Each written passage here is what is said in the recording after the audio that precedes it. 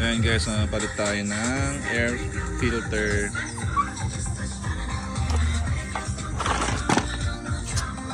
So tanggalin lang natin yung mga tornilyo. Bale, anim na tornilyo.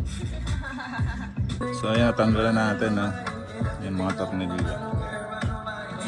Remove na lang natin siya. Ay, grabe dun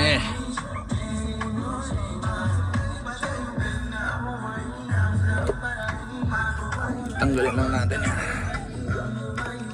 So kung medyo malinis pa to, pwede naman yung pahanginan, pero pag gantong condition, palit na talaga. Ito yung genuine parts. Tapos ito yung ipapalit natin. Nabili ko sa Shopee. Air filter Beat FI. Linisan muna natin yung loob, bago tayo maglagay. Malinis naman yan. Ito rin punasan natin bago natin ilagay. Yan siya. Tingnan natin kung mag-fit.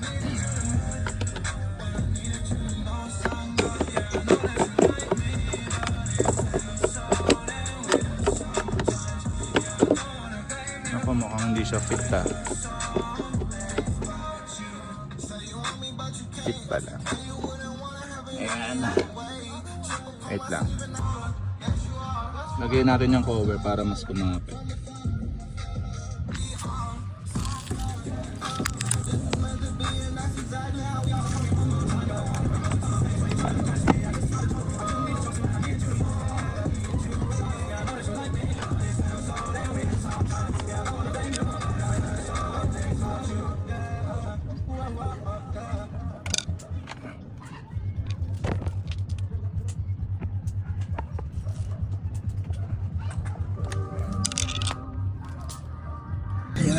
Lagyan na natin, mabilis lang talaga siya. Kayang-kaya nyung gawing DIY lang. Make sure lang na yung order yung air filter ay compatible sa Honda Beat FI. Sound check na tayo guys.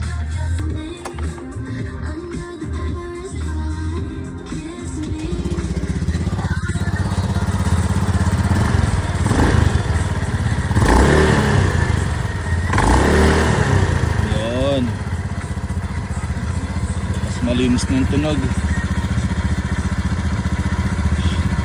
Nung maano pa kasi yung filter ko, paano siya parang maraming kakaibang tunog, parang sumisipol.